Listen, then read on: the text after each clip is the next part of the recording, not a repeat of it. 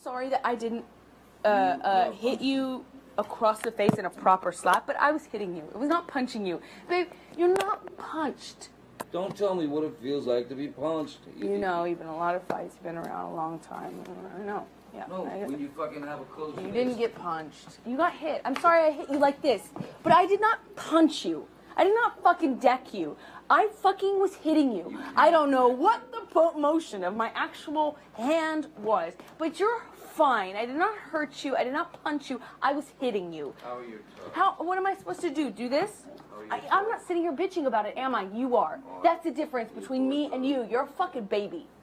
Because you started. You are such a baby. Grow the fuck up, Because you Johnny. started physical fights. I did start a physical fight. Yeah, you did. So I had Because- to get the fuck out of there. Yes, you did. So you did the right thing, the big thing. You know what? You are admirable. I'm telling you, if you lost memory last night of kicking me out the door with the fucker hitting me, Again, and sorry. and your memory is gone from you kicking the bathroom door and hitting me in the skull as I was bent Again, down. I am Wait, sorry. if you have those memory fucking divots. I was upset. There was a lot going on, okay, and I was but wait. on an Ambien. Like, Okay, why? but wait. Like, why are you obsessing over the fact that I can't remember it the way you remembered it? I said I was sorry. I didn't deny know it. that. I'm not talking about that. What I want. No, it's not to get you mad. It's not to get. It's just to get out of a bad situation while it's happening before it gets worse. In Australia, when we had the big fight where I lost the tip of my finger, at least 5 bathrooms and 2 bedrooms I went to. To avoid talking to me. To To avoid escape working the- it out. That's to the escape problem. the fight. You don't escape the fight. You escape the solution. No. You escape the solution. No. You escape figuring it out. We cannot work it out if you run away to the bathroom every time. Listen to me. Listen to me. A boxer can't go 12 rounds without a fucking minute break. I'm not giving you a minute break. You do it at minute 3 at the beginning of an argument. No. There are rounds, man. And when it gets too fucking hairy, the ref splits them apart or whatever. But all I'm saying is, you can't have a solution if the argument just keeps mounting and mounting and mounting and mounting. I fucking go into the bathroom and sit on the floor. Bam, bam, bam, here you come. I come out. Fight, crazy, escalated. I go split again, I go to another fucking bathroom or a bedroom or something. Knock, knock, knock, bang, bang, bang. You kept coming to get me.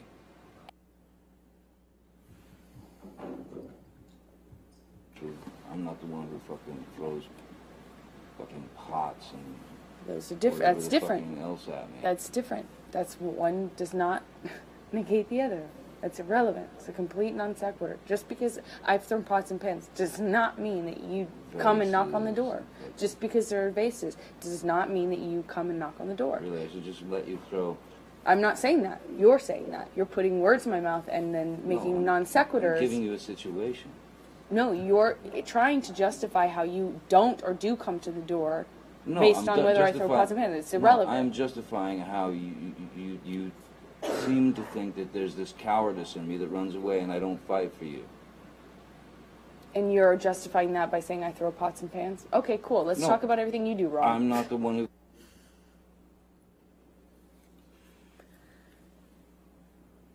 Mr. Depp, could you please explain to the jury what they just heard on those audio recordings?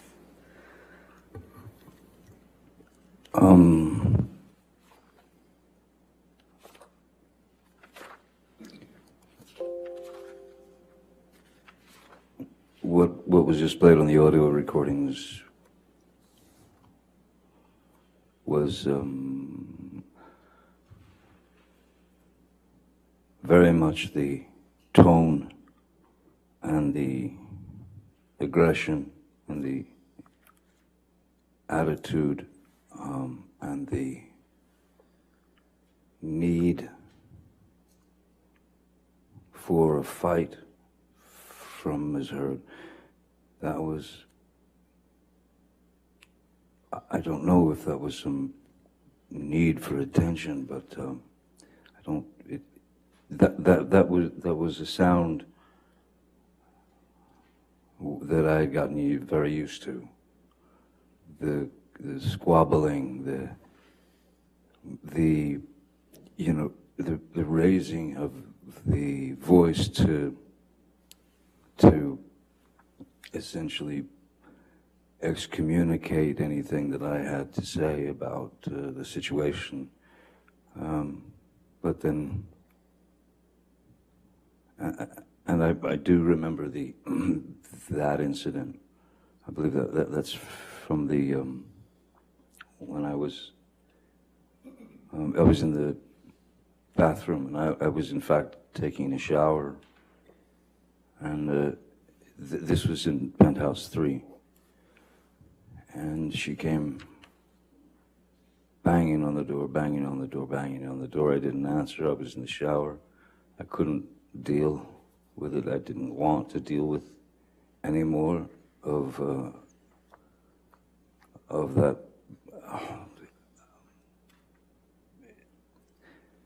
sarcastic, demeaning, aggressive, violent, toxic spew.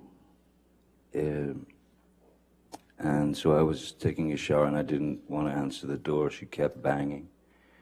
And then I finally got out of the shower and I opened the bathroom door about just that much, just so I could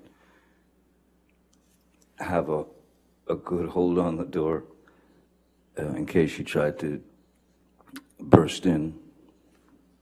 And I was right, she did. Bathroom doors go in. She was pushing all her weight on the door, trying to get in. And I was pushing back because I didn't want to let her in, because I obviously didn't want the confrontation. She was not in the best of moods, you can hear. So when I was pushing the bathroom door, trying to close it, and was almost closed, she suddenly kind of yelped in pain. And she screamed out, "Ow, my toes or my foot or something." And so in that second, I thought